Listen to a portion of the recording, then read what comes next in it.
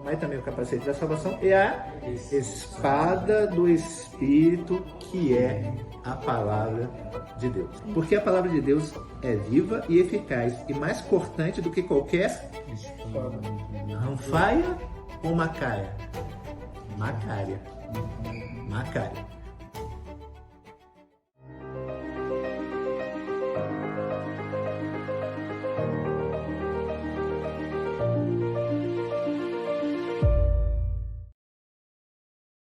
Bem, irmãos, então, Mateus 10, verso 34. Não cuideis que vim trazer a paz à terra, não vim trazer a paz, mas espada. Porque eu vim pôr em dissensão o homem contra seu pai, e a filha contra sua mãe, e a nora contra sua sogra. E assim, os inimigos do homem serão os seus familiares. Quem ama o pai ou a mãe mais do que ama a mim, não é digno de mim. E quem ama o filho ou a filha mais do que ama a mim, não é digno de mim. E quem não toma a sua cruz e não segue após mim, não é digno de mim. Quem achar a sua vida, perdê-la-á, e quem perder a sua vida por amor de mim, achá-la. Então, eu acredito que vocês já entenderam que a questão da espada aqui não está ligado à violência, à dissensão no sentido de contenda, mas sim no sentido de fazer separação. Alguém tem dúvida disso? Acredito que não, né? Foi o que o Rodrigo explicou meio que rapidamente na última semana. Só que eu quero que vocês prestem atenção em como se dá essa dissensão, na dinâmica dessa dissensão, é onde eu quero trabalhar com vocês. Qual é a dinâmica dessa dissensão? Vamos no livro de Efésios, se eu não me engano é o verso 17. No contexto, né, do capítulo 6 de Efésios, Paulo começa a falar da armadura do Espírito. Ele faz analogia com um soldado, né? Então ele fala, tomai o capacete da salvação. Ok. Ele fala para você se cingir da verdade, para você vestir a couraça da justiça, para você embraçar o escudo da fé. Mas ele usa uma analogia que é que eu quero destacar. Quando ele vai falar do capacete, ele fala, tomai também o capacete da salvação e a espada do Espírito, que é a palavra de Deus. Talvez o único que já me ouviu falar sobre isso aqui foi o Marcelo, que eu falei com ele em particular, em outra ocasião. Mas a palavra grega que é usada para espada, lá no livro de Mateus, é Macária. Macária, pessoal, é quase como se eu pudesse dizer que é um facão. É uma espada curta. Não é a mesma espada. A gente vai voltar aqui nesse texto, mas vamos, só para vocês entenderem, vamos lá em Lucas capítulo 2, verso 34, se não me engano. Aqui a Bíblia está narrando o momento que Jesus foi ser apresentado no templo, seguindo as leis judaicas. Lá no templo tinha um profeta, um homem chamado Simeão. E Deus tinha prometido a ele que ele não morreria sem ver o Messias. E quando ele vê Jesus, o Espírito testifica no coração de Simeão que ele está vendo o Messias. E aí ele agradece, ele fala, agora eu já posso morrer em paz, porque meus olhos viram a salvação de Israel. E aí, mas só que ele não para aí, ele continua falando. E em algum momento ele fala assim, ó. E Simeão os abençoou, a quem? Os pais e a criança, né? Jesus. E disse a Maria, sua mãe, eis que está posto para queda e elevação de muitos em Israel, e para sinal que é contraditado, e uma espada transpassará também a tua própria alma, para que se manifeste os pensamentos de muitos corações. Eu vou ler numa outra versão que eu gosto mais, que é na Revista e Atualizada, Almeida Revista e Atualizada, que ele fala assim, Simeão os abençoou e disse a Maria, mãe do menino, eis que esse menino está destinado tanto para a ruína, quanto para o levantamento de muitos em Israel, e para ser alvo de contradição. Também uma espada transpassará a tua própria alma, para que se manifestem os pensamentos de muitos corações. Algumas Bíblias, se não todas elas, e alguns teólogos vão falar que essa referência da espada para Maria são os sofrimentos que ela sofreria ao ver Cristo ser crucificado. Eu não concordo com isso da parte de análise do texto, porque o contexto não me permite. Ela está falando, antes, o texto hoje está falando o seguinte: olha, ele vai ser levantado para a ruína e levantamento de muitos em Israel. Aí depois, no final, ele está falando assim, para que se manifeste os pensamentos do coração. Aí no meio, ele vai falando, porque você vai sofrer, Maria.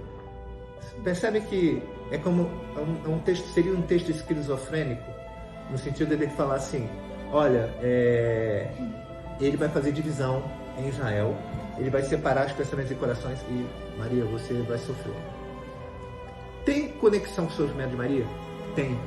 Mas aonde eu acho que os teólogos e os estudiosos falham é não analisar que ele tem uma outra interpretação conjunta a esta. Então eu não vou dizer que está errada a interpretação que a maioria das Bíblias de estudo vai apresentar, mas vou dizer que ele está incompleta. Aqui, espada, que é traduzido no português, a gente pode pensar que é a mesma espada de Mateus 10, que é a mesma espada de Efésios, e não é. Como eu falei, Mateus 10 e Efésios é Macária. Macária é uma espada curta, é quase como se fosse um facão, que era muito usada para você degolar e abater animais, no sacrifício, por exemplo. Agora, essa daqui é ranfaia. Ranfaia, não sei se já viram algum filme com aqueles soldados muçulmanos, né? Aquela cimitarra grande, curva, né? Aquela é ranfaia. Ranfaia é uma espada maior. Ranfaia não é uma espada que qualquer um possa usar. Ranfaia é uma espada usada por alguém treinado para usar a espada, um profissional.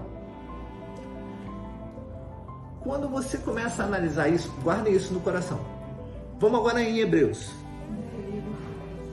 Aí depois eu vou fazer vocês entenderem tudo até onde eu quero chegar. Você foi em Hebreus capítulo 4, 12, né?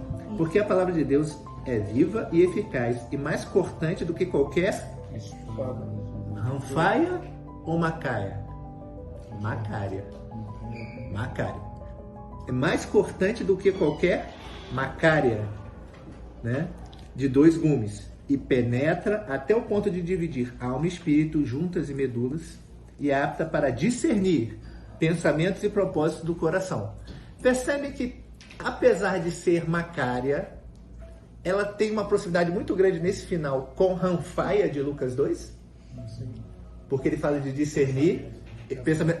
Percebe como, então, aquilo ali, a espada que transpassará, pelo contexto e pela proximidade do texto, não é só o sofrimento de Maria. Não é só o sofrimento de Maria. Quando você vai, eu não sei se dá tempo de a gente ler isso. Vamos lá, Mateus 4. Tá fluindo bem, eu acho que vai dar tempo. Vamos em Mateus 4. A seguir, é do 1 mesmo. A seguir, foi Jesus levado pelo Espírito ao deserto para ser tentado pelo diabo. E depois de jejuar 40 dias e 40 noites, teve fome. Então o tentador, aproximando-se, lhe disse: se és filho de Deus, manda que essas pedras se transformem em pães. Jesus, porém, respondeu: está escrito, não só de pão viverá o homem, mas de toda palavra que procede da boca de Deus. Eu não vou continuar todo esse trecho aqui, porque provavelmente o próximo estudo que eu vou conduzir vai ser em cima desse texto. Mas só esse primeiro já me dá a oportunidade de trabalhar com vocês o que eu quero agora. Ele está falando assim, olha,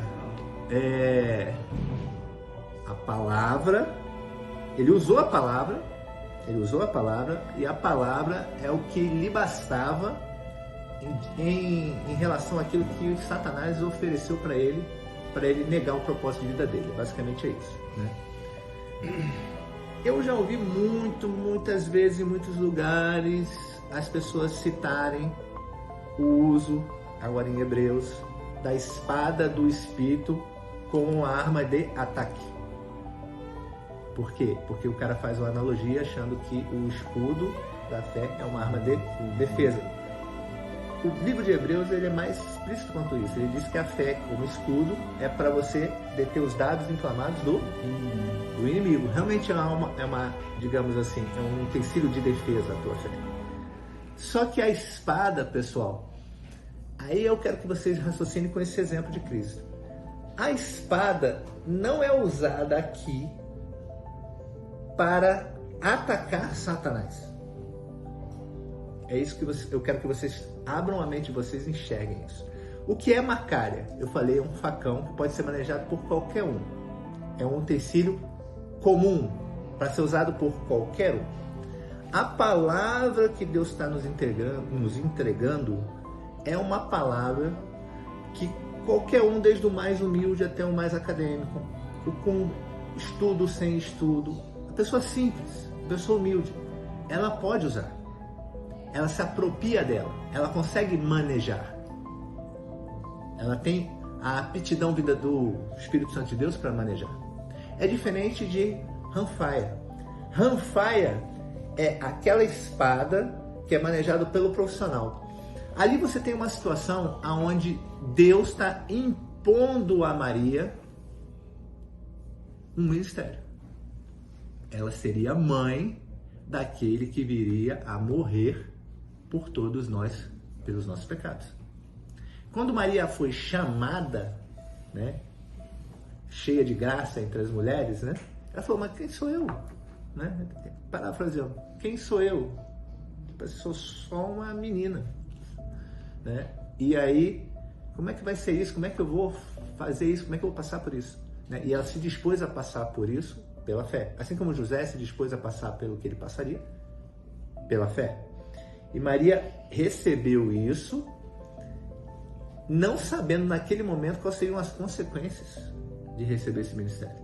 Então Deus colocou diante dela, né, algo vindo pela soberania dele, que iria lhe rasgar a alma duplamente. Primeiramente, como a maioria das pessoas interpreta, o sofrimento que ela veria Cristo passar, faria ela sofrer. Por quê? É mãe, né, pessoal? Todo mundo aqui tem mãe, sabe como é que as mães se preocupam conosco, né, nas pequenas coisas, né? E quem é mãe entende duplamente isso, né? Como a gente se preocupa e zela pelos filhos todos os dias, né? Ela ia passar por isso, fato. Só que dentro do contexto está dizendo que essa espada manejada por um profissional, por alguém treinado, ela iria permitir fazer a divisão em Israel. Iria separar Israel entre aqueles que iriam para a ruína, digamos assim, e aqueles que seriam resgatados, vamos parafrasear, né? Em outro momento ele disse que ela faria discernir. E Maria passou por isso. Por quê? Qual era a grande luta de Maria naquele momento? E que foi se mostrando mais feroz à medida que o ministério de Cristo começou a se revelar para os homens. Que ela não era só a mãe de Jesus de Nazaré, mas a mãe do Cristo. Isso implicava o quê? Fazer uma distinção que o maior relacionamento que ela teria com ele era de ser salvo com o Salvador. Porque Maria também carecia de quê? Salvação. Ao ponto de Cristo deixar isso bem claro quando ela, Maria e os irmãos vão procurar por ele em Cafarnaum, falam, sua mãe e seus irmãos estão aqui. Ele fala, quem é minha mãe e quem são meus irmãos? Cristo não amava a mãe? Amava a mãe. Cristo não tinha um relacionamento com a mãe? Tinha. E a gente vê isso bem claro nas bodas de Caná, que é em João 3. Aonde ela chega para ele e fala assim, acabou o vinho. E que tem eu contigo? Mulher. Quando ele fala que tenho eu contigo, mulher, irmãos, não é uma ofensa. Não é uma ofensa de Cristo para ela, né? No entanto, ele estava falando assim, peraí que não é chegada a minha... Ele fala isso, né? Não é chegada a minha hora. Se ele fala assim, não é chegada a minha hora, e 2 minutos depois ele vai lá e faz. Por que você acha que ele fez isso? Porque era a mãe. Mas ele tinha um propósito. Pessoal, ele tinha um propósito. Eu quero que vocês entendam que Deus é um Deus relacional. Deus é um Deus sinérgico. Eu falo isso aqui direto. Deus é um Deus relacional, Deus é um Deus sinérgico. É aquele Deus que espera Moisés. Vamos lá, Moisés no Monte Horebe. Deus falando, acho que foi Ferreira falou ontem, né? Ó, vamos descer que o povo se corrompeu. Aí Moisés fala, não, peraí Deus, não destrói o povo não acaba com o povo não faça a nação a partir de mim não, né? Tem misericórdia daquele povo. Irmãos, Deus, um Deus soberano, onisciente. Você acha que ele não sabia que Moisés falaria aqui? Você acha que Moisés realmente convenceu Deus de uma coisa que ele não sabia? Ou você acha que, vamos trazer a linguagem de hoje, né? Ou você acha que Deus jogou verde para Moisés? Aí Moisés, vou descer lá e vamos acabar com tudo, né? Aí Moisés, não senhor, não faça isso. Era isso que eu queria ouvir, Moisés, beleza. Vocês estão entendendo? Aí Jesus está na boda do Caná, a mãe chega para ele, aí ele, ó, que tem eu contigo, mulher, né? Ó, entenda que eu sou o Salvador. Você precisa de salvação. Que eu tenho um ministério. Porque a hora que a cruz chegar, né, eu não vou desistir da cruz por você. Porque imagina, ver a mãe chorando. Quem gosta de ver a sua mãe chorando, né? Sua mãe sofrendo. A mãe, ele viu a mãe sofrer por ele. A mãe estava na cruz. Ela, Maria Madalena, Isabel, se não me engano, João. Estavam na cruz, aos pés da cruz. Ele estava ali, tanto que ele fala, né? Mulher, eis aqui teu filho. Né? Filho, eis aqui a tua mãe. Ou seja, dando a responsabilidade para João cuidar dela. Na cruz ele se preocupou com ela. Mas ele não desistiu do propósito da cruz para que ela não sofresse ou não chorasse. Então, esse ministério, irmãos, às vezes, o chamado que Deus tem para nós é como essa espada. Quem está manejando essa espada? Deus. Deus está fazendo a divisão através do ministério de Cristo. É Deus que está, não é ela que está manejando essa espada aqui. É Deus que está manejando essa espada. Agora, quando você olha em Mateus, eu vim trazer a espada, já não é a mesma espada. Ou seja, já não é a espada de Deus operando na história e discernindo os corações. É a, como é que eu vou dizer? É a autoridade de manejar isso na medida que o homem consegue manejar através da palavra. E aí a espada menor. É o facão que qualquer um usa. Não é a espada profissional do guerreiro. É aquele facãozinho. E como é que Cristo manejou essa espada enquanto homem? É aí onde eu quero que vocês entendam. Foi partir do conceito de Hebreus. Aquela espada que é capaz de discernir entre junta e medula. Irmãos, a espada é a mesma macária, que é capaz de discernir entre junta e medula. Parece para vocês que é uma espada de ataque? Não é. Ela é capaz de discernir entre junta e medula? Ela é capaz de discernir entre junta e medula, entre alma e espírito. Quando Satanás fala assim, nem só, quando ele fala assim, transforma essa pedra em pão. Se tu é filho de Deus, transforma essa pedra em pão. Aí Cristo fala assim, nem só de pão viverá o homem, mas de toda a palavra que procede da boca de Deus. Ele usou a palavra de Deus para modificar a única ferramenta que Satanás teria para tirá-lo do propósito, a sua carne. A espada do Espírito, irmãos, você a saca, você a usa como um harakiri, onde você mortifica a tua... Satanás está falando no teu ouvido. Tá vendo aquela mulher ali? Vamos pegar um exemplo, né? Casamento. Eu sou casado. Aí, tá vendo aquela mulher ali? Olha, eu acho que ela... né? Isso, né? Tá te dando mole, né? Aí eu... espada do Espírito, né? Efésios, vou em Efésios. Então, eu sou para minha esposa o que Cristo é para a igreja. Mato a carne. poxa, alguém me oferece uma propina, né? Aí eu vou lá em Tiago, aqueles que buscam, né, ficar ricos, caem muitos em laços. Aí eu, querido, espada. Porque, irmãos, o diabo não pode tocar em você, essa é a questão, né? O diabo não pode tocar em você. Ele vai lançar armadilhas no teu caminho, e toda vez que você sacar a espada, raciocine, poxa, eu estou matando a minha carne, né? A minha carne não vai prevalecer.